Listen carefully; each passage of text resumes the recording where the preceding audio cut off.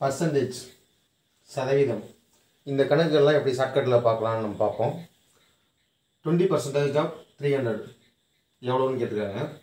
அப்போ இந்த ஜீரோவையும் அடிச்சிருங்க. 32 60 60 தான் இதுக்கு ஆன்சர். சரியா? 780 30% எவ்வளவு? ஜீரோ இருந்ததுன்னா டேரெக்டாக நீங்கள் ஜீரோவாக அடிச்சிடலாம்.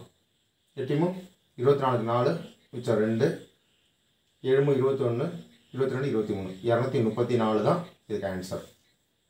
64 20% எவ்வளவு? அப்போ ஜீரோவை நம்ம அடிச்சிடலாம். ஆக இங்கே ஜீரோ இல்லையா? அப்போ என்ன பண்ணலாம்? புள்ளி வச்சிடலாம். 6.4 × 2 4 2 8 6 2 12 அப்போ புள்ளி 12 12.8 தான் இதுக்கு ஆன்சர். 424 30% எவ்வளவு? ஜீரோவை நம்ம அடிச்சிடலாம். ஆக ஜீரோ இல்லை, அப்போ ஒரு ஸ்தானம் தள்ளி புள்ளி குத்தி வேண்டியதான். மொய்னா 12க்கு 2 மிச்சம் 1 2 6 6 1 7 நாமும் 12. இப்போ 127.2 தான் இந்த கணக்குக்கான ஆன்சர். 25% ஆஃப் 6666 இதோட வேல்யூ என்னன்னு கேட்டிருக்காங்க. ரெண்டு பக்கமும் ஜீரோ இல்லை, அப்போ ஒரு ஸ்தானம் தள்ளி ரெண்டு பக்கமும் புள்ளி குத்திட வேண்டியதான். இதை பெருக்குனீங்கன்னா 1,666,50 அப்படின்னு ஆன்சர் கிடைக்கும். இங்கே ஒரு ஸ்தானம் இங்கே ஒரு ஸ்தானம், அப்போ ரெண்டு ஸ்தானம் தள்ளி புள்ளி குத்தணும். 1666.50 அப்படின்றது தான் ஆன்சர். இந்த ஜீரோ போட்டாலும் ஒன்று தான், போராட்டி ஒன்று தான். ஆன்சரில் 1666.5 கூட இருக்கும், பார்த்துக்கங்க. சரி, இதை நம்ம கணக்கு எப்படி போடணும்னு பார்ப்போமா? 20% ஆஃப் 300 எவ்வளோன்னு கேட்டிருக்காங்க. அப்போ 20/100 × 300 2 0 அடிச்சிடும். 20 × 3 60 ஆன்சர். 100 எங்கே வேணாலும் போடலாம். இப்போ நீங்கள் 300 / 100 × 20 32 60 ஆன்சர் 60 தான். அது வந்துடும், அது பிரச்சனை கிடையாது. 100 எப்பயுமே இது மாதிரி கணக்கில் வகுத்தல் கீழே போடணும், அதை மட்டும் ஞாபகம் வச்சுங்க.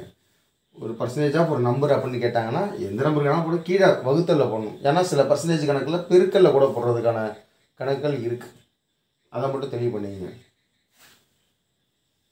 எப்பயுமே இது மாதிரி நான் சொல்லிக் கொடுத்த மெத்தடில் போட்டிங்கன்னா கொஞ்சம் டைம் சேவ் பண்ணலாம். அதனால் இது மாதிரி ஷார்ட்கட் மெத்தட்லேயே போடுங்க. இது மாதிரி முறைப்படி அங்கே போடுறேன்னு சொல்லி டைம் வேஸ்ட் பண்ணாதீங்க. பர்சன்டேஜ் சதவீதம், இதில் 2 கணக்கு நம்ம பார்க்க போகிறோம். 300 30 எத்தனை சதவீதம்? அப்போ எத்தனை சதவீதம் அப்படின்னு கேள்வி வந்திருக்கு. அப்போ எத்தனை சதவீதம்னு கேள்வி வந்தாலே பெருக்கல் 100 அப்படின்றதான் போட்டுக்கணும் கணக்கில். எப்படின்னு பாருங்கள்.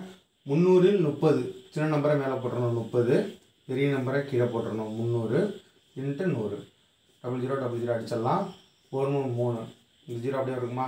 10%. சதவீத கணக்குகளை பொறுத்த வரைக்கும் 100 பெருக்கல்ல போடுறோமா வகுத்தலில் போடுறோமா இந்த குழப்பம் வரும். அடுத்தது பெரிய நம்பர் சின்ன நம்பர் 30/300 போட்டோம்ல, இதே மாதிரி இதில் பெரிய நம்பரை எங்கே போடணும், சின்ன நம்பரை எங்கே போடணும், பகுதியிலே விகுதி, அதை மேலே கீழையா அப்படின்ற ஒரு குழப்பம் வந்துடும். அதை கொஞ்சம் தெளிவாக பார்க்கணும். சரி, நான் இன்னொரு கணக்கு இதே மாதிரி உங்களுக்கு சொல்கிறேன் பாருங்களேன். 300 30% எவ்வளவு அப்படின்னு கேள்வி கேட்குறாங்க. அப்போ 300 30% எவ்வளவுன்னு கேள்வி வந்துட்டு, இப்போ 30% வந்துட்டு எத்தனை சதவீதம்னு கேள்வி இல்லை, 30% எவ்வளோன்னு வந்துட்டு. அப்போ இந்த இடத்துல சதவீதம்னு 30% வருதா? அப்போ 100 வகுத்தல் வந்துடணும். போட்டு பாருங்களா. 300 × 30 / 100 00 00 அடிச்சிடுங்க. 3 30 90 90 தான் இதுக்கு ஆன்சர். புரியுதா நான் சொல்கிறது என்னன்ட்டு? எத்தனை சதவீதம், சதவீதம் எத்தனைன்னே தெரியல அப்படின்னா பெருக்கல்ல வரும். சதவீதம் கொடுத்துட்டாங்கன்னா 100 வகுத்தலில் வந்துடணும். இந்த கான்செப்ட் ஃபஸ்ட்டு ஞாபகம் வச்சுங்க. அதே நம்பர் இந்த கணக்கில் பெரிய நம்பர் வந்து கீழேயும் சின்ன நம்பர் மேலே வருது. அடுத்த கணக்கு வாங்களேன்.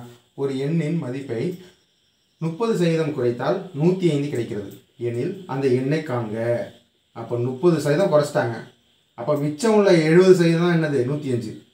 அப்போ 70% 105 தானே.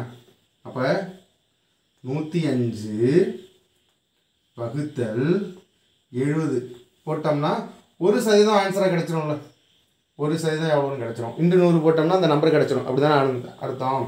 அப்போ 30% குறைத்தால் 105 கிடைக்கிறது. அப்போ 105ன்றது என்ன, 70%. அப்போ 105 வகுத்தல் 70 இன்ட்டு 100.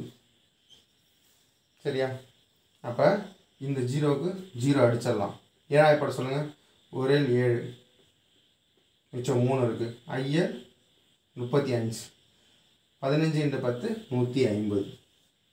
அப்போ அந்த எண் என்ன, 150. இது மாதிரி கணக்கில் பாருங்களேன். சின்ன நம்பரை கீழே போட்டிருக்கேன், பெரிய நம்பரை மேலே போட்டிருக்கேன். எதனால் போட்டிருக்கேன், 1% எனக்கு வேணும். அந்த 1% 100ஆல் பெருக்குன்னா அந்த நம்பர் கிடச்சிரும். ஆனால் 100% தான் அந்த நம்பர். 30% குறைச்சாச்சு. 30% எவ்வளோன்னு சொல்லலை, குறைச்சாச்சு. குறைச்சதுக்கப்புறம் மிச்சம் உள்ளதாக என்னது, 105. 105ன்றது என்ன, 70%. நான் சொல்கிறது புரியுதா உங்களுக்கு?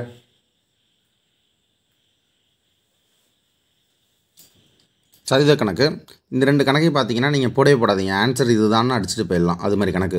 ஒரு எண்ணின் 50% 50 கூட்ட அதே எண் கிடைக்கிறது எண்ணில் அவ்வெண் யாது? இதுக்கு ஆன்சர் 25, 50, 100, 200. ஒரு எண்ணின் 75% 75 கூட்ட அதே எண் கிடைக்கிறது எண்ணில் அவ்வெண் யாது? 75, 100, 200, 300. இதுக்கு ஆன்சர். சதவீத கணக்கிலே இது மாதிரி கணக்கு 2 தான் இருக்குது. 50% வந்ததுனால அதுக்கு ஆன்சர் 100. 75% வந்ததுன்னா அதுக்கு ஆன்சர் 300. இது நீங்கள் டேரெக்டாக ஆன்சர் அடிச்சிருங்க. போட்டு பார்த்து டைமை வேஸ்ட் பண்ணாதீங்க. ஒரு எண்ணின் 25% 25 கூட்டினால் அந்த எண் கிடைக்கும் எண்ணில் அவ்வெண் யாது? இதுக்கு முன்னாடி 2 சம் பார்த்துருக்கோம். அது எல்லாமே ரவுண்டட் ஃபிகராக வரும்.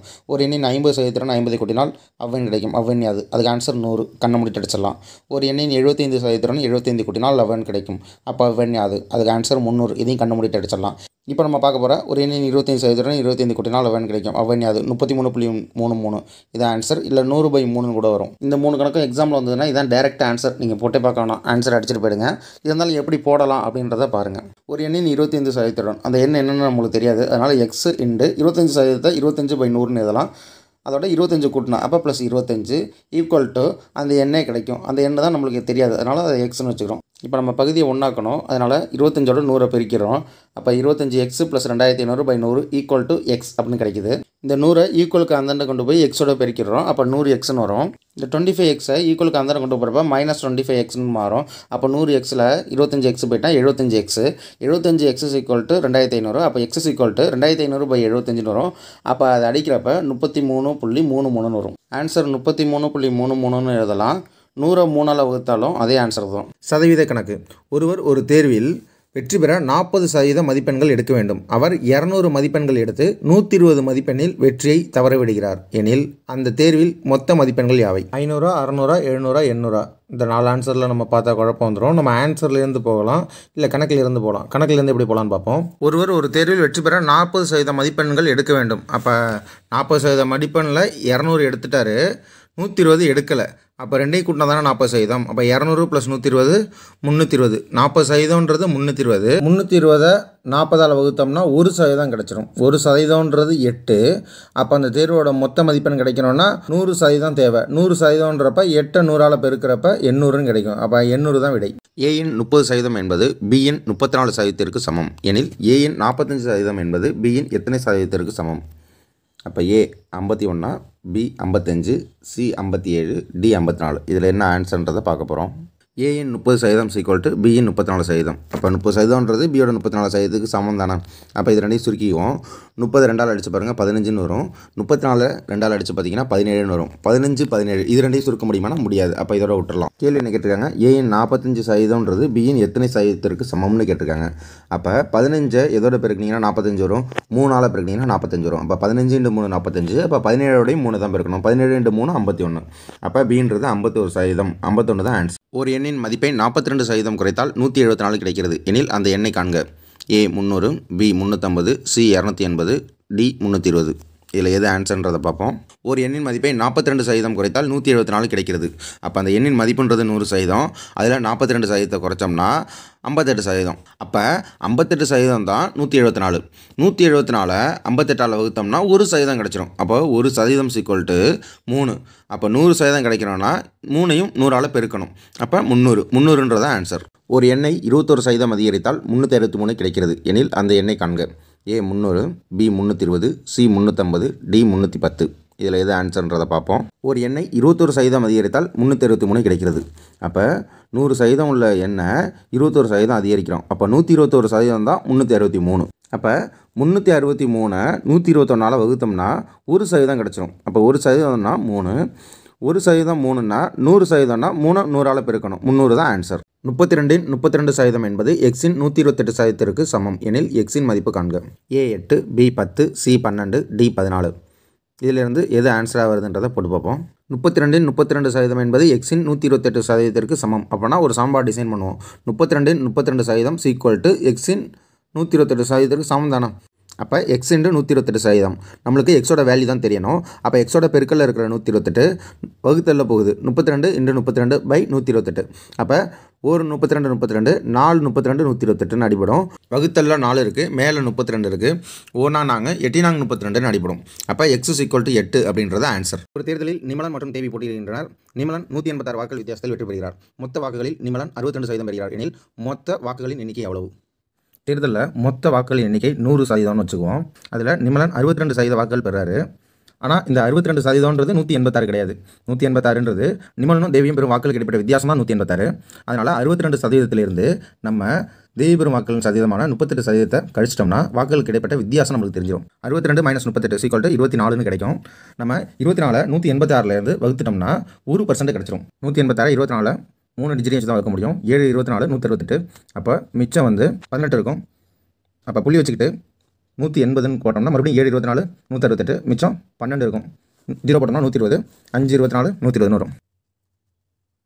அப்போ மொத்த வாக்குகளில் 1%ன்றது 7.75. அப்போ நம்மளுக்கு 100% வேணும்னா 7.75 100ஆல் பெருக்கணும். அப்போ 775 அப்படின்றது ஆன்சர். 27 என்பது எந்த எண்ணின் 18% ஆகும்? இது மாதிரி சதவீதத்தில் சிம்பிளாக கணக்கு கேட்டுருவாங்க. நம்ம டக்குன்னு உட்காந்து யோசிக்கிற மாதிரி ஆகிடும். டக்குன்னு அந்த நேரத்தில் நம்மளுக்கு மூளை வேலை செய்யாது. சாதாரண கணக்காக இருக்கும். ஒன்றும் இல்லை, எந்த நம்பர் கொடுத்தா அது பர்சன்டேஜ் இவ்வளவு தான் அப்படின்னு சொல்லிட்டு அந்த பர்சன்டேஜ் கீழே போட்டு வகுத்தணும், அவ்வளோதான். 27/18% போட்டிங்கன்னா 1% கிடச்சிரும். அப்போ 1% × 100 அந்த நம்பர் கிடச்சிரும். 27 × 18 ஒரு 18 மிச்சம் 9 இருக்கும். புள்ளி வச்சுட்டு 0 போட்டோம்னா 90, 5 18 90. அப்போ 1.5. அப்போ 1%ன்றது 1.5. 100%ன்னா 100ஆல் பெருக்கணும். அப்போ அந்த புள்ளி வச்சுருக்கனால ஒரு 0 தான் போட்டுக்கணும் பக்கத்தில். 150ன்றது ஆன்சர். எப்பயுமே 1% கொண்டு வந்துட்டு × 100 போட்டால் அந்த நம்பர் 100% கிடச்சிரும் அப்படின்ற மைண்ட் செட்டில் கணக்கு போட்டிங்கன்னா கொஞ்சம் குழப்பம் வராமல் போட்டலாம். ஏன்னா 100 வகுத்தில் போடுறதா பெருக்கல்ல போடுறதா இந்த குழப்பம் இருக்காது. √625 + x = 25% of 500. இதில் எக்ஸோட மதிப்பு என்னன்னு கேட்டிருக்காங்க. √625 மதிப்பு 25. அப்போ 25 + x = 25% of 500 எவ்வளோன்னு கேட்டிருக்காங்க. அப்போ 25% 500ல் 25%ன்றது எவ்வளவு அப்படின்னா 25/100 × 500ன்னு போடலாம். அப்போ அந்த 0000க்கு அடிபட்டுரும். அப்போ 25 × 5 போட்டோம்னா 125 ஆன்சர் கிடைக்கும். 25 + x = 125. அப்போ x = 125 - 25ன்னு வரும். 125ல் 25 போய்ட்டுனா 100. அப்போ x = 100 அப்படின்றது ஆன்சர். நம்ம இந்த கணக்கு போட்டு முடிச்சதுக்கப்புறம் எக்ஸோட வேல்யூ அங்கே கொண்டு போய் போட்டு பார்த்தோம்னா ஈக்குவல் நடுவில் இருக்கிறனால ரெண்டும் ஆன்சர் சமமாக வருதான்னு பார்த்துக்கலாம். அப்போ 25 + 100 x = 100 போட்டால் 125ன்னு வரும். அப்போ 25% of 500 அங்கே நம்ம 125 ஏற்கனவே கண்டுபிடிச்சிட்டோம். 125 = 125ன்னு வருது. ஓகே. 500ன் 25% மதிப்பின் 30% எவ்வளவு? இப்படி ஒரு நம்பரோட சதவீதம் ஒன்று, அந்த சதவீதத்தில் சதவீதம் எவ்வளவு அப்படின்னு கூட கேள்வி வரும். 25% எவ்வளவு, 30% எவ்வளவு இப்படி கேள்வி வந்ததுன்னா அந்த நம்பர் 25/100 30/100 அப்படி தான் நம்ம போடுவோம். அப்போ அந்த நம்பர் கொடுத்துருக்க நம்பர் × 25/100 30/100 நம்ம டேரெக்டாகவே போட்டலாம். 500 × 25/100 × 30/100. அந்த 100 00க்கு 500 உள்ள 00 அடிபட்டுரும். இன்னொரு 100லேருந்து 30க்கு ஒரு 0 அடிபட்டுரும். மிச்சம் 5 இருக்கும். 500ல் 5 பேலன்ஸ் இருக்கும். 1 5 2 5 10 அடிச்சிருவோம். அப்போ மேலே 25 × 3 இருக்கும். 75ன்னு வந்துடும். கீழே 2 மட்டும் பேலன்ஸ் இருக்கும். அப்போ 75 / 2 போட்டிங்கன்னா 37.5. 500ல் 25% மதிப்பின் 30% எவ்வளோன்னு கேட்டிங்கன்னா 37.5 தான். 3 ரூபாயில் 40 பைசா என்பது எத்தனை சதவீதம்? இது மாதிரி கணக்கு வந்துன்னா நம்ம ரூபாயை பைசாவில் மாற்றினா தான் போட முடியும். 100 பைசான்றது தான் 1 ரூபாய். அப்போ 3 ரூபாய் அப்படின்றது 300 பைசா. அப்போ 300 பைசாவில் 40 பைசா என்பது எத்தனை சதவீதம்னு கேட்டிருக்காங்க. அப்போ எத்தனை சதவீதம் அப்படின்னு கேள்வி வந்ததுனால × 100ன்றது நம்மளுக்கு தெரியும். அப்போ 40/300 × 100. அந்த 00க்கு 00 அடிபட்டுரும். 40/3 அதை அடிச்சிங்கன்னா 13.333ன்னு போயிட்டுருக்கோம். அதை 13.33ன்னு கூட வச்சுக்கலாம். இல்லை 13.13% கூட வச்சுக்கலாம். 400 என்ற எண்ணில் 32% குறைவான எண்ணை காண்க. அப்படின்னா என்ன, 400ல் 32% எவ்வளோன்னு தெரிஞ்சது. அந்த 32% எவ்வளோன்னு தெரிஞ்ச நம்பரை கழிச்சிட்டோம்னா ஆன்சர் கிடச்சிரும். 400ன்னு 100ஓட மடங்காக இருக்கனால நம்ம 4 × 32 128, 400 - 128 272 டேரெக்டாக போட்டலாம். இதுவே ஒரு 350 320 அப்படின்னு வந்தது நம்பர் வந்துட்டுன்னு வச்சுங்களேன், அதை நம்ம கணக்காக தான் போட்டாகணும். அப்போ 400ல் 32% அப்படின்னு எப்படி கண்டுபிடிக்கலாம்னு பார்ப்போம். 32/100 × 400. அப்போ 00க்கு 00 அடிபட்டுரும். 32 × 4 128. 400ல் 128 போயிட்டுனா 272. இப்போ கணக்கில் குறைவான எண்ணை காண்க அப்படின்றதுனால 400ல் 32% எவ்வளோன்னு தெரிஞ்சுக்கிட்டு கழிச்சிடறோம். அதுவே கூடுதலான எண்ணை காண்க அப்படின்னா 32% எவ்வளோன்னு தெரிஞ்சுக்கிட்டு கூட்டிட வேண்டியதான். இப்போ 400 + 128 528ன்னு வந்துடும். இம்ரான் தனது மாத வருமானத்தில் 20% உணவிற்காகவும் 30% படிப்பிற்கும் 10% பொழுதுபோக்கிற்கும் 25% வீட்டு வாடகைக்கும் செலவிடுகிறார். அவருடைய சேமிப்பு ரூபாய் 4500 எனில் அவருடைய மாத வருமானம் எவ்வளவு? அவருடைய செலவுகள் எல்லாத்தையும் கூட்டினோம்னா சேமிப்பு எத்தனை சதவீதம்னு கிடச்சிரும் நம்மளுக்கு. 20 + 30 + 10 + 25 எல்லாத்தையும் கூட்டினோம்னா 85% அவர் செலவிட்டிருக்கார். அப்போ மிச்சம் 15% தான் சேமிச்சிருக்காரு. 15% சேமிப்புன்றது 4500 ரூபா. அப்போ ஒரு நம்பர் எத்தனை சதவீதம் அப்படின்னு நம்மளுக்கு தெரிஞ்சிட்டுனா அந்த நம்பரை எத்தனை சதவீதமோ அத்தனை சதவீதத்தால் வகுத்துட்டோம்னா 1% கிடைச்சிரும். 1%த்தை × 100 பண்ணோம்னா 100% அந்த நம்பர் என்னவோ அது நம்மளுக்கு கிடைச்சிரும். அப்போ 4500 × 15 ஒரு 15 15 3 15 45. அப்போ 3 00 வந்துடும் 300. அப்போ 1% தான் 300. 100% என்ன, 300 பக்கத்தில் 300 00 போடணும். அப்போ 30000. அவரோட மொத்த மாத வருமானம் 30000. மேஜை ஒன்றை கடைக்காரர் 3220 ரூபாய்க்கு விற்பதால் 8% நஷ்டமடைகிறார் எனில் 8% லாபம் அடைய அவர் எவ்வளவு ரூபாய்க்கு மேஜையை விற்க வேண்டும்? 3220 ரூபான்றது 8% நஷ்டத்துக்கு அந்த மேஜையை அவர் விற்றதற்கான தொகை. அப்போ 3220ன்றது 92%. அப்போ 3220 × 92 போட்டோம்னா 1% கிடச்சிடும். 1%ன்றது 35 ரூபா. அப்போ 8% லாபம்னா அவர் 108%க்கு விற்றுருக்கணும். அப்போ 35 × 108 3780 ரூபாய்க்கு விற்றா அவர் 8% லாபத்தோட அந்த மேஜையை விற்கலாம். அப்போ மேஜோட அடக்க விலைன்றது 1%னா 35 ரூபா. அப்போ 100% தானே மேஜோட அடக்க விலை. 3500 ரூபாய்க்கு அந்த மேஜை வாங்கியிருப்பார். 8%னா 35 × 8 280 ரூபா. அப்போ 8% லாபம்ன்றது லாபம் மட்டும் 280 ரூபா. 3500 + 280 3780 ரூபாய்க்கு 8% லாபத்தோடு இந்த மேஜை விற்கலாம். ஏன் தனித்தனியாக இவ்வளோ விஷயத்தை நான் யோசிச்சு பார்க்க சொல்கிறேன்னா, கேள்வி உங்களுக்கு எப்படி வேணாலும் கேட்கலாம்.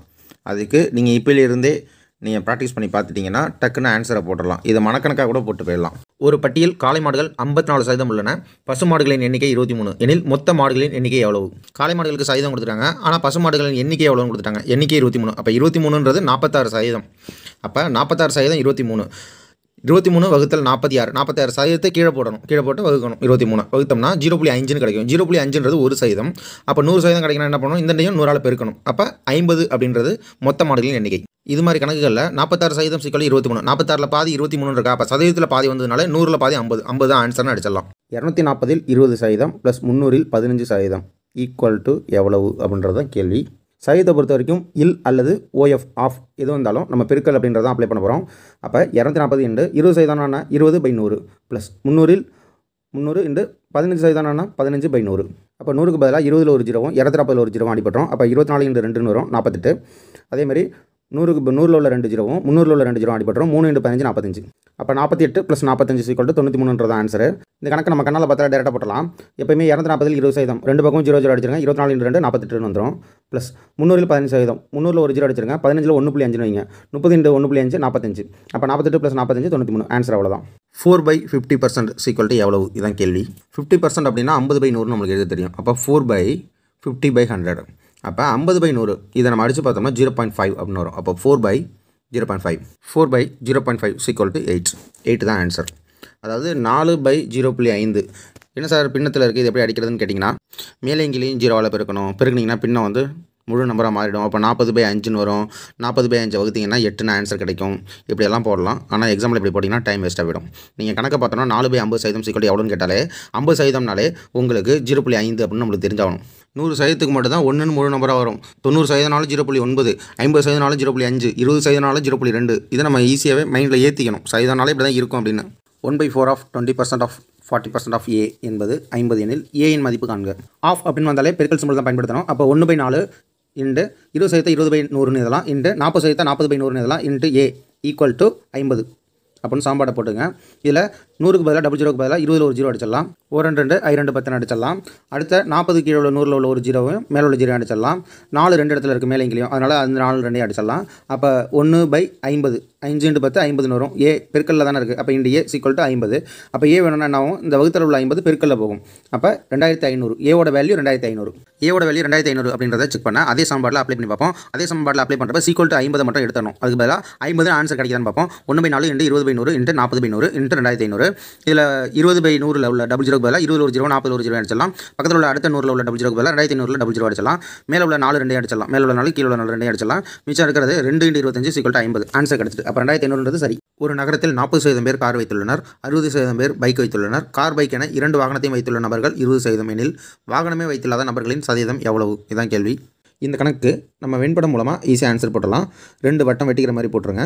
இதில் முதல் வட்டத்தில் கார் 40% எழுதுங்க. இரண்டாவது வட்டத்தில் பைக் 60% எழுதுங்க. நடுவில் 2 வட்டமும் வெட்டிக்கிட்டு இருக்க பகுதியில் கார், பைக் 2 வச்சுருக்கவங்க 20% அதை எழுதுங்க. இப்போ மூணாவதாக ஒரு வட்டம் போடுங்க. நம்ம 40% கார் வச்சுருக்கவங்களில் 20% பேர் பைக்கும் வச்சுருக்காங்க. அப்போ 40ல் 20% கழிச்சிட்டிங்கன்னா மிச்சம் 20%. அப்போ 20% கார் மட்டும் தான் வச்சுருக்காங்க. அதே மாதிரி 60% பைக் வச்சுருக்கவங்களில் 20% பேர் காரும் சேர்த்து வச்சுருக்காங்க. அப்போ 60ல் 20 போயிட்டுனா மிச்சம் 40% பேர் பைக்கு மட்டும் வச்சுருக்காங்க. இப்போ 40% பைக்கு மட்டும் வச்சுருக்காங்க, 20% கார் மட்டும் வச்சுருக்காங்க, 20% கார், பைக் 2மே வச்சுருக்காங்க. இது எல்லாத்தையும் கூட்டினோம்னா மொத்தம் 40 20 20 80% பேர் வாகனம் வச்சுருக்காங்க. அப்போ வாகனமே வச்சில்லாத நபர்களின் சதவீதம் 20%. 20 தான் ஆன்சர். ஒரு சைக்கிளின் விலை 50% குறைக்கப்பட்டு மீண்டும் 50% குறைக்கப்படுகிறது எனில் மொத்தமாக குறைக்கப்பட்ட விலையின் சதவீதம் என்ன? இதே மாதிரி சதவீதத்தை குறைக்கப்பட்டு மீண்டும் குறைக்கப்படுகிறது அப்படின்னு கணக்கு வந்தாலோ, இல்லை சதவீதத்தை கூட்டப்பட்டு மீண்டும் கூட்டப்படுகிறது அப்படின்னு கணக்கு வந்தாலோ, சதவீதத்தை அதிகப்படுத்தி குறைக்கப்படுறது இல்லை குறைக்கப்பட்டு அதிகப்படுத்துறது, இப்படி மாறி மாறி எப்படி வந்தாலும் ஒரே ஃபார்முலா தான். +or -x +or -y +or -x × y/100. இந்த ஃபார்முலாவில் கூட்டப்படுகிறது அப்படின்னா ப்ளஸ்ஸு, குறைக்கப்படுகிறதுனா மைனஸ். இது ரெண்டில் ஏதாவது ஒன்று அப்ளை பண்ணி ஈஸியாக நம்ம போட்டுடலாம். இந்த கணக்கு போடுவோமா? 2 வாட்டியுமே குறைக்கப்படுகிறதுனா மைனஸ். அப்போ -50 -50 ப்ளஸ் 50 × 50 எவ்வளவு? 2500. ஏன் ப்ளஸ் வருது? மைனஸ் இன்ட்டு மைனஸ் ப்ளஸ், அதனால் ப்ளஸ்ன்னு அந்த இடத்துல போட்டுக்கிறோம். 2500/100. இப்போ 100ல் உள்ள 2 சைபருக்கு பதிலாக 2500ல் 2 சைபர் அடிச்சிடறோம். -50 -50 கூட்டிங்கன்னா -100 + 25. -100ல் +25 போயிட்டுனா -75. மைனஸ் அப்படின்னா குறைக்கப்படுகிறது அப்படின்னு தானே அர்த்தம். அப்போ 75% மொத்தமாக குறைக்கப்படுகிறது. ஒரு சைக்கிளின் விலை 50% அதிகரிக்கப்பட்டு மீண்டும் 50% அதிகரிக்கப்படுகிறது எனில் மொத்தமாக அதிகரிக்கப்பட்ட விலையின் சதவீதம் எவ்வளவு? இதுதான் கேள்வி. இதற்கான ஷார்ட்கட் ஃபார்முலா என்னென்னு பார்த்தீங்கன்னா +or -x +or -y +or -x × y/100. அதிகரிக்கிற சதவீதம்னா ப்ளஸ்ஸை போடுங்க, குறையிற சதவீதம்னா மைனஸை போடுங்க. நம்ம கணக்கில் 50% அதிகரிக்கப்பட்டு மீண்டும் 50% அதிகரிக்கப்படுகிறது அப்படின்னு இருக்குது. அதனால் +50 +50 ப்ளஸ் 50 50 பெருக்கினீங்கன்னா 2500/100. 100ல் உள்ள டபுள் ஜீரோக்கு பதிலாக 2500ல் உள்ள டபுள் ஜீரோ அடிபட்டுரும். அப்போ 50 50 கூட்டிங்கன்னா 100, 100யும் 25 கூட்டிங்கன்னா 125. 125 தான் ஆன்சர். அதிகரிக்கப்பட்ட விலையின் மொத்த சதவீதம் எவ்வளோனா 125. ஒரு சைக்கிளின் விலை 50% அதிகரிக்கப்பட்டு பின்பு 50% குறைக்கப்படுகிறது எனில் விலையில் ஏற்பட்ட மாறுபட்ட சதவீதம் எவ்வளவு? அப்போ ஆப்ஷன் எல்லாத்தையும் பாருங்கள். ஏ +25%, பி +50%, சி -25%, டி -50%. +25னா என்ன? 25% அதிகரிக்குதுன்னு அர்த்தம். அதுவே -25 இருக்குது. அப்போ 25% குறைகிறது. இப்படி நம்ம ஆப்ஷன் எல்லாத்தையும் பார்க்குறப்ப நமக்கு குழப்பம் தான் வரும். இதை ஃபார்முலாவில் போட்டு பார்த்தீங்கன்னா ஈஸியாக ஆன்சர் வந்துடும். ஃபார்முலா என்ன? +or -x +or -y +or -x × y/100. அதிகரிக்கப்படுகிறதுனா ப்ளஸ்ஸை போடணும், குறைக்கப்படுகிறதுனா மைனஸ் போடணும். கணக்கு பாருங்கள். 50% அதிகரிக்கப்படுகிறது, அப்போ +50. பின்பு 50% குறைக்கப்படுகிறது, அப்போ -50. +50யும் -50யும் பெருக்கிறப்ப மைனஸ் சிம்பிள் தான் வரும். 2500ன்னு வரும். 2500/100. 100ல் உள்ள 2 ஜீரோவும் 2500ல் உள்ள 2 ஜீரோவும் அடிபட்டுரும். +50ம் -50ம் அடிபட்டுரும். ஏன்னா +50 -50 கழிச்சோம்னா 0 தான் வரும். அதனால் மிச்சம் இருக்கிறது -25. அப்போ 25% குறைகிறது அப்படின்றது தான் விடை. இதே மாதிரி கணக்கில் அதிகரிக்கிற சதவீதமும் குறைகிற சதவீதமும் ஒன்றா இருந்துச்சுன்னா ஃபார்முலாவில் ஃபஸ்ட் டைமும் second time +or -x +or -y அப்படின்னு 2 டைம் விட்டு டேரெக்டாக +or -x/100 அப்படின்ற ஒரு டைம் மட்டும் வச்சு போடலாம். ஒரு சைக்கிளின் விலை 50% குறைக்கப்பட்டு பின்பு 50% அதிகரிக்கப்படுகிறது எனில் விலையில் ஏற்பட்ட மாறுபட்ட சதவீதம். இதே மாதிரி ஒரு சதவீதத்தை கொடுத்து அந்த சதவீதம் குறைக்கப்பட்டு பின்பு அதிகரிக்கப்படுகிறது, அதிகரிக்கப்பட்டு பின்பு குறைக்கப்படுகிறது. எப்படி கேள்வி வந்தாலும் அதுக்கு ஆன்சர் ஒன்று தான். இந்த கணக்கை நம்ம எப்பயும் பயன்படுத்துகிற +or -x +or -y +or -xy/100 அப்படின்ற ஃபார்முலாலையும் போடலாம். இல்லை டேரெக்டாக -a²/100 அப்படின்ற ஃபார்முலாலையும் போடலாம். இதுக்கு ஆன்சர் கண்டிப்பாக மைனஸில் தான் வரும். அதாவது சதவீதம் குறைஞ்சு தான் இருக்கும். சைக்கிளின் விலை 50% குறைக்கப்பட்டு அப்போ -50, பின்பு 50% அதிகரிக்கப்படுகிறது, அப்போ +50. மைனஸையும் ப்ளஸையும் பெருக்கினீங்கன்னா மைனஸ் தான். 50 50 பெருக்கினா 2500/100. அப்போ 100ல் உள்ள டபுள் ஜீரோவும் 2500ல் உள்ள டபுள் ஜீரோவும் அடிபட்டுரும். இந்த -50 +50 அடிபட்டுரும். அப்போ -25. -25% கண்டிப்பாக குறையும். இதான் ஆன்சர். இதை நம்ம அந்த ஃபார்முலாவில் போட்டு பார்ப்போம். -a²/100. ஏன்றது ஒரே வேல்யூ தானே 50 தானே, கூடுறதும் 50 தான், குறையிறதும் 50 தான். அப்போ 50 போடுங்க. 50னா 2500/100 00 அடிபட்டுரும் -25 அப்படின்றது தான் ஆன்சர். ஒரு வீட்டின் விலை 60% குறைக்கப்பட்டு பின்பு 40% அதிகரிக்கப்படுகிறது எனில் விலையில் ஏற்பட்ட மாறுபாடு சதவீதம் எவ்வளவு? இதேமாரி கணக்குகளில் அதிகரிக்கப்பட்டு குறைக்கப்படுகிறது அப்படின்னு வந்தாலோ இல்லை குறைக்கப்பட்டு பின்பு அதிகரிக்கப்படுகிறது அப்படின்னு வந்தாலோ கண்டிப்பாக சதவீதம் குறையும். அதை மட்டும் ஞாபகம் வச்சுக்கோங்க. அப்படி பார்த்தீங்கன்னா ஏபி 2 ஆப்ஷனையும் விட்டுறலாம். -4% -44%. இது ரெண்டில் ஒன்று தான் ஆன்சர். இதற்கான formula +or-x +or-y +or-x/y/100. அதிகரிக்கும்னா plus போடணும், குறையும்னா மைனஸ் போடணும், அவ்வளோதான். கணக்கில் வீட்டின் விலை 60% குறைக்கப்பட்டு பின்பு 40% அதிகரிக்கப்படுகிறது அப்படின்னு இருக்குது. அப்போ 60% குறைக்கப்பட்டுனா -60, 40% அதிகரிக்கப்படுகிறது அப்படின்னா +40. அப்போ 60ஐயும் 40ஐயும் பெருக்கினீங்கன்னா 2400, ப்ளஸையும் மைனஸையும் இருக்கிறப்ப மைனஸ் சிம்பிள் தான் வரும். அப்போ -2400/100, 100ல் உள்ள 2 ஜீரோவும் 2400ல் உள்ள 2 ஜீரோவும் அடிபட்டுரும். அப்போ -60ஐயும் -24ஐயும் கூட்டிங்கன்னா -84 + 40, -84 + 40 போயிட்டுனா -44. அப்போ -44%. அப்போ 44% கண்டிப்பாக குறையும். இதுதான் ஆன்சர். ஒரு வீட்டின் விலை 60% அதிகரிக்கப்பட்டு பின்பு 40% குறைக்கப்படுகிறது எனில் விலையில் ஏற்பட்ட மொத்த மாறுபாடு சதவீதம் எவ்வளவு அப்படின்னு கேட்கலாம். இல்லை மாறுபாடு சதவீதம் எவ்வளவு அப்படின்னு கூட கேட்கலாம்.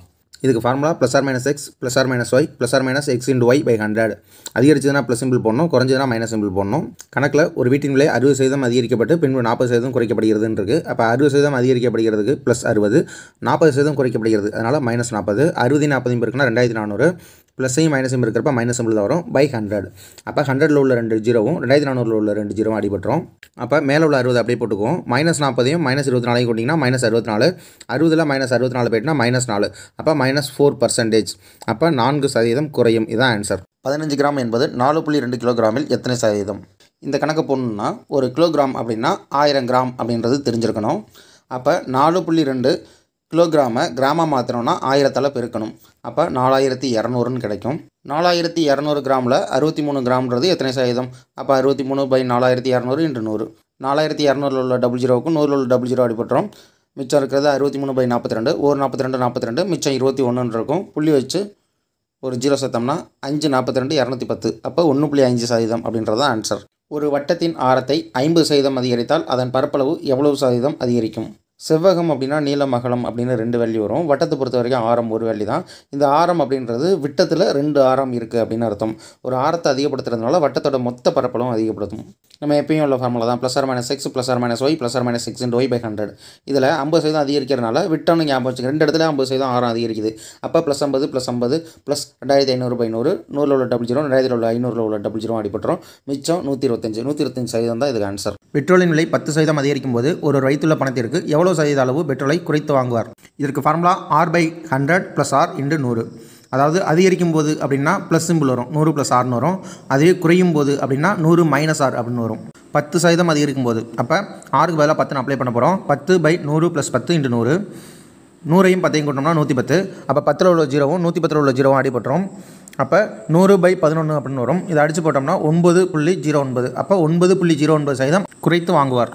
பெட்ரோலின் விலை 10% குறையும் போது ஒரு வைத்துள்ள பணத்திற்கு எவ்வளோ சதவீத அளவு பெட்ரோல் அதிகமாக வாங்குவார்? இதுக்கு ஃபார்முலா R/100 - R × 100. இது 10% குறையும் போது அதனால் மைனஸ் போடுறோம். இதே அதிகரிக்கும் போதுனா இந்த ஃபார்முலா ப்ளஸ் அப்படின்ற சிம்பிள் வரும். இப்போ 10% குறையும் போது அதனால் 10/100 - 10 × 100. இப்போ 100ல் 10 போயிட்டுனா 90, 10ல் உள்ள ஒரு 0வும் 90ல் உள்ள ஒரு 0வும் அடிபட்டுரும். 100/9. அப்போ நம்ம இதை வகுத்தில் அடித்து பார்த்தோம்னா 11.11%. ஒரு எண்ணின் 16.2/3% 40 எண்ணில் அந்த எண் யாது? பர்சன்டேஜ் ரவுண்டில் இருந்ததுன்னா நம்ம இந்த கணக்கை ஈஸியாக போட்டலாம். இப்போ 16% 40 எண்ணில் அந்த எண் யாது அப்படின்னு கேட்டிருந்தாங்கன்னா 40/16 போட்டோம்னா 2.5 வரும். அப்போ 100ஆல் பெருக்கணும்னா 250 அப்படின்றது அந்த எண். ஈஸியாக போட்டுற முடியும். ஆனால் இங்கே 16.2/3% ஆனது அப்படின்னு கொடுத்துருக்காங்க. அப்போ ஒரு சமன்பாடை நம்ம டிசைன் பண்ணணும். 16.2/3% ஆனது 40 எண்ணில் அப்படின்னா 16.2/3/100 × x = 40 அப்படின்னு டிசைன் பண்ணிடலாம். 16.2/3 நம்ம பகுதி ஒரே நம்பரை கொண்டு வரணும்னு வச்சுங்களேன். 16 × 3 + 2 கூட்டிக்க வேண்டியதான். அப்போ 50/3ன்னு வரும். 50/3/100 × x அப்படின்னு சமன்பாடு வந்துடும். 100க்கு கீழே /1 இருக்கிறதா அர்த்தம். அப்போ அதை தலைங்கீழியாக மாற்றினோம்னா × 1/100ன்னு வரும். அப்போ 50க்கும் 100க்கும் அடிபட்டுரும். 1 50 50, 2 50 100, 2 6. அப்போ 1/6 x = 40. அப்போ x = 40 × 6ன்னு அந்த சைடு போயிடும். அப்போ 240. எக்ஸோட வேல்யூ 240. அப்போ அந்த எண் 240. நிமலன் தனது வருமானத்தில் 20% சேமிக்கிறார். 2 வருடங்களுக்கு பிறகு அவரது வருமானம் 40% கூடுகிறது. ஆனால் அவரது சேமிப்பு 20% ஆகும். எனவே அவரது செலவினம் எத்தனை சதவீதம் கூடுகிறது? நிமலன் 20% நார்மலாக சேமிக்கிறப்ப அவரோட வருமானம் என்னன்னு நம்மளுக்கு தெரியாது. அப்போ வருமானத்தை 100 ரூபான்னு வச்சுக்கோம். 100 ரூபாயில் 20%ன்றது 20 ரூபா, செலவு 80 ரூபா. 2 வருடங்களுக்கு பிறகு வருமானம் 40% அதிகரிக்குதுல்ல. அப்போ 100ன்றது 140 மாறுது. அப்போ 140 ரூபா வருமானம். சேமிப்பு 20%. 20% 140ல் 20% எவ்வளோனா ரூ. 28. அப்போ மிச்சம் உள்ளதான செலவு 140ல் 28 போக ரூ. 112 செலவாயிருக்கு. கேள்வி என்னென்னா செலவினம் எத்தனை சதவீதம் கூடுகிறது. அப்போ முதல்ல செலவு ரூ. 80, இப்போ செலவு ரூ. 112. அப்போ 80க்கு அப்புறம் ரூ. 112ன்னு ஆயிருக்குல்ல, அந்த வித்தியாசம் தான் எவ்வளோன்னு பார்க்கணும். அப்போ ரூ. 112 - ரூ. 80 போட்டோம்னா ரூ. 32 கூடியிருக்கு. முதல்ல ஏற்பட்ட செலவிற்கும் 2 வருடங்களுக்கு பிறகு ஏற்பட்ட செலவிற்கும் உள்ள வித்தியாசம் தான் எவ்வளோன்னு கேட்டிருக்காங்க. அப்போ முதல்ல ஏற்பட்ட செலவு ரூ. 80ல் ரூ. 32ன்றது எத்தனை சதவீதம்னு பார்க்கணும். அப்போ 32/80 × 100. அப்போ 0க்கு 0 அடிபட்டுரும். 1 8 4 8 32. அப்போ 40ன்னு வரும். 40% தான் செலவு அதிகரிச்சிருக்கு. ஒரு நகரத்தின் மக்கள் தொகை ஆண்டிற்கு 15% அதிகரிக்கிறது.